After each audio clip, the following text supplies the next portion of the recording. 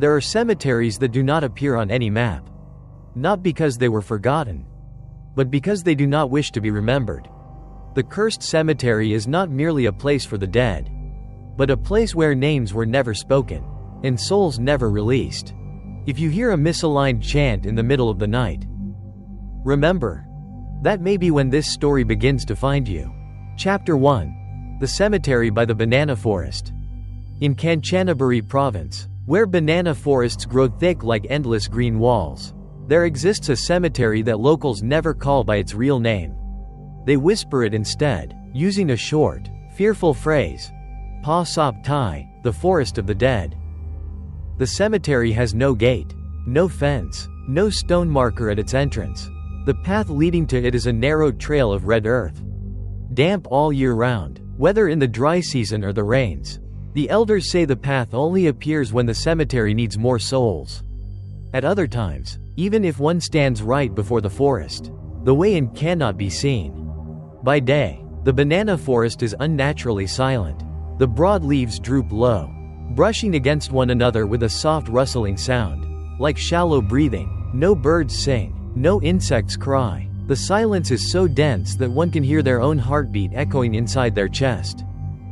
Only the nameless dead are buried there, criminals, drifters, those who died alone on the road, women who died before marriage rites, children whose fathers never claimed their bodies.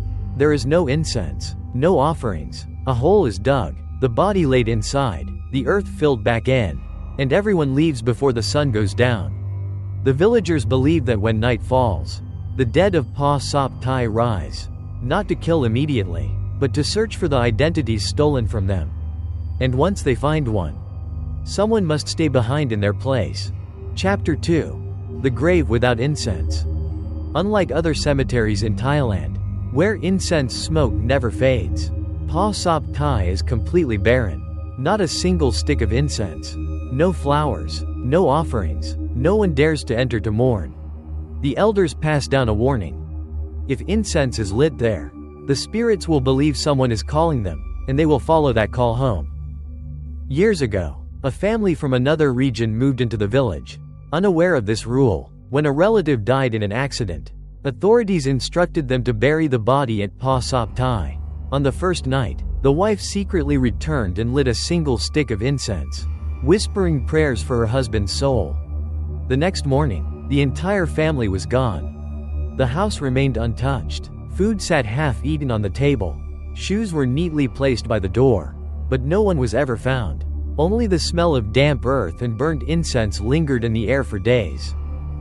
From that moment on, no one dared approach Pa Sop Tai at dusk. Children were forbidden to look toward the banana forest at sunset. Adults passing by would lower their heads, avoiding the unseen gaze of the nameless graves hidden beneath the leaves. They say the graves there do not need incense, because the resentment of the dead itself keeps the cemetery alive. Chapter 3. The Misaligned Chant. Exactly at midnight, when the village sinks into heavy sleep, a faint chanting rises from the banana forest. No one knows when it first began, only that every night, at the same moment, the sound returns. But it is not a proper chant. The rhythm breaks, some lines rush, others slow, as if the voice cannot remember the sacred words. Certain verses repeat endlessly, while others stop halfway, then resume in a different voice, rougher, colder. Those who have heard it say the chant carries no comfort, only the feeling of a curse trapped in repetition, unable to finish and unable to end.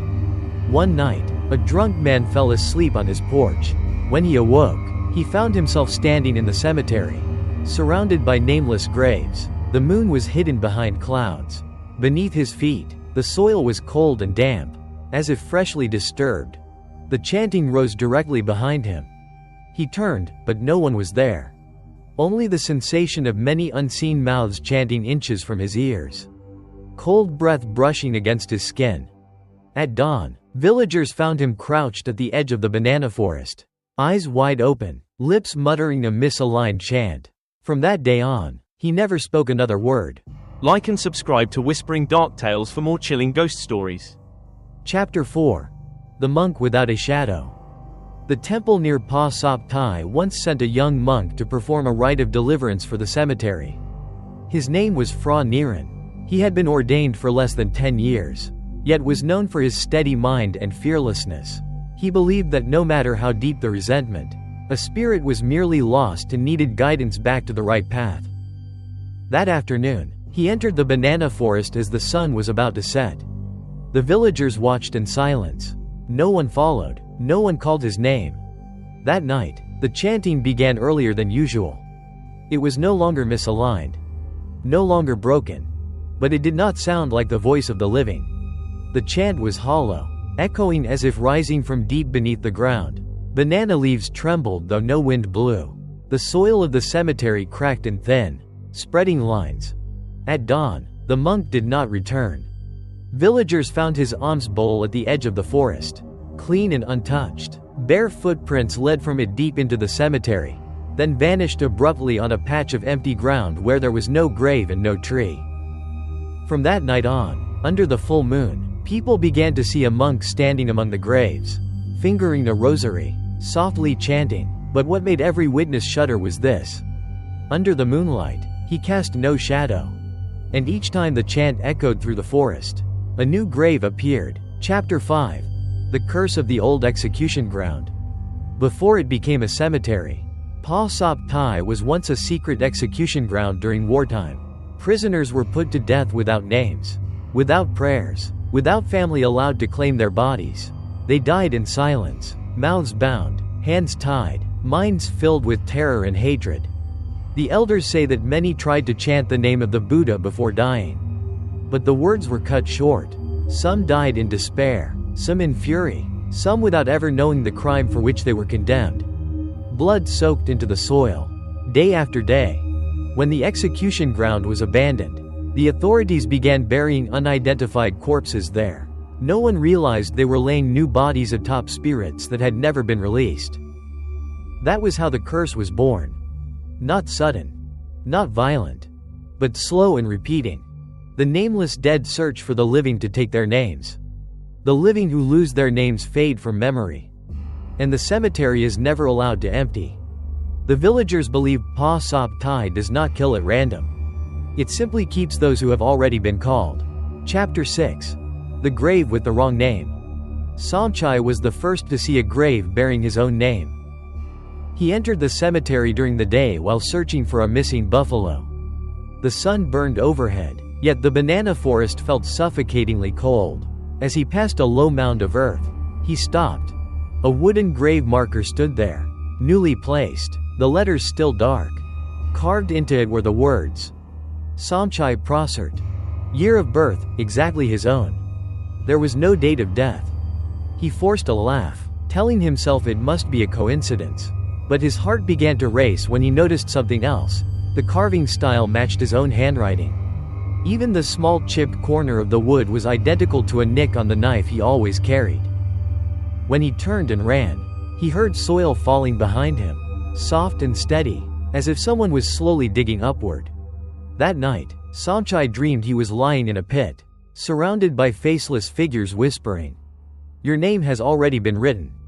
3 days later, he fell violently ill. His lips murmured misaligned chants. His eyes remained fixed toward the banana forest. On the 7th day, Somchai disappeared. Villagers later found a new grave at Pa Sop Tai. This time, the marker bore a complete date of death. Like and subscribe to Whispering Dark Tales for more chilling ghost stories. Chapter 7. The Woman Beneath the Banana Tree. The old banana tree stood at the far edge of the cemetery, where the soil remained damp even after many days without rain. Its leaves never withered, yet they were never truly green. Their color was a pale gray, like the skin of a body left too long in water. The villagers believed that beneath that tree lay a woman who had died while pregnant. She was never given funeral rites, never allowed to name the child that never came into the world. In Thai belief, such a death gives rise to Phi Tai Hong, a spirit born of violent, unresolved resentment. At night, many claimed to see a woman leaning against the trunk of the banana tree, dressed in an old white dress, her long hair covering her face. She never moved, only tilted her head slightly, as if listening to something calling from beneath the earth. Those who saw her all described the same detail. Beneath her dress, Her feet never touched the ground. Once, a drunken man wandered into the cemetery at night. He later told others he heard a woman crying softly. Her sobs strangled, like the voice of someone struggling to give birth. When he approached the banana tree, the woman lifted her head. There was no face. Only a deep black hollow where eyes, nose, and mouth should have been. The next morning, the man was found dead beneath the tree, his abdomen grotesquely swollen, as if something had used his body to be born. Chapter 8. The Blood Moon Night. Once each year, during the rainy season's full moon, the moon above Pa Sop Tai turns a dark, bleeding red. The villagers call it the Blood Moon Night, and no one dares stay awake when it comes. On that night, the cemetery is no longer silent. The earth of the graves trembles in steady pulses. Like a heartbeat, knocking sounds rise from beneath the soil, measured, rhythmic, not chaotic, as if sending a signal. People hear their names being whispered, not spoken aloud, but breathed into their ears in the voices of dead loved ones. Anyone who responds will not wake as themselves the next morning. One year, a group of young men refused to believe the stories. They entered the cemetery on Blood Moon Night to prove it was all superstition. They carried flashlights, alcohol, and protective charms. Only one returned. He could not form proper sentences. He kept drawing circles in the dirt with his fingers, again and again, as if digging an invisible grave. When villagers lifted his shirt, they found a mark on his chest, a deep imprint shaped like a child's hand. The next morning, 4 new graves appeared at Pa Sop Tai. Chapter 9. The Charm That Turned Back. Before fear fully consumed the village, a renowned shaman from Chiang Mai was invited to seal the cemetery. He brought crude charms, sak yant tattoos, and talismans written in sacred ink mixed with cremation ash. The ritual began at dawn. He planted charm stakes around the cemetery, chanting continuously, sweat soaking through his robes. At first, the air seemed to calm. The wind ceased, the misaligned chanting disappeared. But as the final charm was driven into the ground, the earth shuddered violently. A blast of icy wind erupted from the graves, extinguishing every candle. The shaman froze. He realized the charms had turned inward, facing the village, no longer the cemetery. He screamed for everyone to run. That night, the entire village shared the same dream. They lay inside narrow coffins, hearing soil rain down onto wooden lids.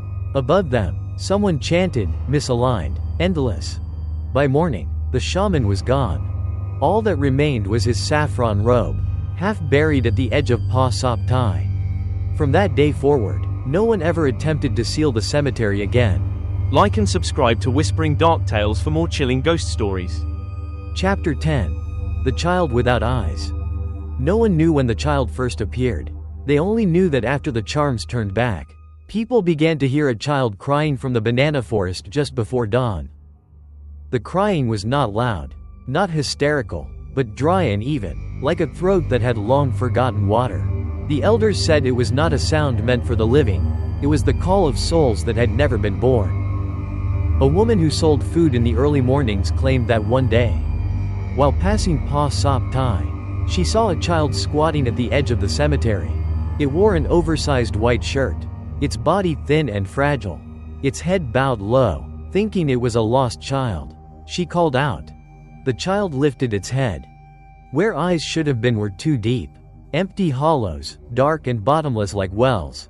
Yet somehow, it was still looking directly at her, as if sight no longer required eyes. In a small, careful voice, it asked, "Is my father coming to take me home?" The woman screamed and ran. That night, she dreamed she was holding a child cold as stone, hearing a whisper beside her ear, "I'm following you now." After that dream, her body weakened rapidly. Each morning, small bruises appeared on her chest, shaped like a child's fingers. On the 9th day, she died quietly in her sleep. At Pa Sop Tai, a small new mound of earth appeared. No marker. No name. Chapter 11. The Gravedigger's Journal. At the edge of the cemetery stood an old wooden hut, abandoned for many years. No one dared approach it, because every night a dim oil lamp could be seen glowing inside, though by day the hut stood completely empty. Once, after heavy rain, Part of the roof collapsed, revealing a rotting wooden chest. Inside lay a thick notebook, its cover peeling, the handwriting inside uneven and fading. It was the journal of the cemetery's guardian. The journal recorded that Pa Sop Tai was not an ordinary burial ground. It was a place that held spirits whose names had never been properly spoken. To prevent them from crossing into the world of the living, each generation required one person to remain behind, to serve as a boundary. The guardian could not leave, could not die, but was no longer truly alive. Near the end of the journal, the handwriting trembled noticeably. I am beginning to forget my own name. When I forget it completely, the cemetery will choose another. The final page held no words, only a long black smear, as if a hand had pressed down hard on wet ink. That night, the oil lamp in the hut burned brighter than ever. Chapter 12. The Failed Deliverance Rite. After too many deaths, the largest temple in the region organized an unprecedented rite of deliverance. 10 monks gathered to chant continuously for 3 days and 3 nights, hoping to release the resentment bound to Pa Sop Tai. On the first day, everything proceeded normally. The bells rang, the wooden blocks struck in rhythm, a gentle breeze moved through the forest. The calm felt unnatural. On the second night, as the chanting grew louder, the sky darkened abruptly. A freezing wind tore through the banana forest, flattening entire rows of trees. A crack split the temple bell. The wooden percussion block shattered in two. The chanting began to lose its rhythm. Another voice slipped between the monks' verses, a low, rasping voice that belonged to none of them. It whispered, "We have not been called by our names." The ground shook violently. Old graves split open, exposing black, waterlogged soil. The 10 monks fell silent at once, as though something beneath the earth was listening. When dawn arrived, the rite was abandoned. One monk never regained consciousness. 3 others refused to speak of what happened that night. The rest requested immediate transfer away from the region. Pa Sop Tai remained silent, but never at rest. Like and subscribe to Whispering Dark Tales for more chilling ghost stories. Chapter 13. The Disappearing. After the failed deliverance rite, Pa Sop Tai no longer caused loud, dramatic deaths. There were no more nightly cries of children. The woman beneath the banana tree no longer appeared openly. But this silence made the villagers far more afraid. People began to disappear. No screams. No struggle. No traces. One day a woodcutter failed to return from the forest. Another day a woman did not open her food stall at dawn. A child vanished from in front of their own home. Each time, days later, a new grave appeared in the cemetery, fresh earth. No marker. No name. What terrified the villagers most was this. The number of new graves always matched the number of missing people. One man dared to enter the cemetery during the day to count them. When he returned, he said he heard a whisper behind him. "This place is already taken." That night, he disappeared. The villagers finally understood. Pa Sop Tai did not kill randomly. It selected. And those chosen were often the ones who had seen too much, or understood the cemetery too well. Chapter 14. The Cemetery That Does Not Exist. Years later, local authorities came to survey the land around the banana forest. On the new maps, Pa Sop Tai no longer existed. The area was marked only as undeveloped woodland, no cemetery, no structures, no burial site. Newcomers dismissed the villagers' stories as superstition. They walked into the banana forest in daylight and returned, insisting there were only trees and empty ground. But the old villagers knew the truth. The cemetery only reveals itself to those who are allowed to see it. At night, faint lights still flickered above the ground like wandering fireflies. Sometimes, misaligned chanting could be heard when the moon rose high. And on rainy nights, barefoot footprints appeared outside certain houses, leading straight toward the banana forest. Those houses were always abandoned soon after. Chapter 15. The New Guardian. No one knows who the new guardian is. Only that, from a certain point onward, the oil lamp returned to the old hut at the edge of Pa Sop Tai. Every night at exactly midnight, a human figure could be seen inside, seated in silence, writing in a notebook. No one dared approach. Those who glimpsed the figure said its face was indistinct, as if time and memory had slowly worn it away. The chanting still echoed from the cemetery, but now it was steadier, no longer chaotic, no longer furious, as though someone was holding everything together by force.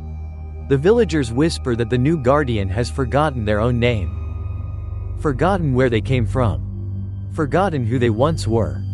They remember only one rule. They must never leave the cemetery. And if one day they begin to remember, Pa Sop Tai will require another to take their place. If you ever hear a misaligned chant in the night, if you see a red earth path appear beyond a banana forest, if you glimpse a nameless grave where none should be, remember, do not call its name, because the next name carved into the marker may be your own. Pa Sop Tai still exists. Whether you believe in it or not, whether it appears on a map or disappears from memory. Because a curse does not need belief to survive.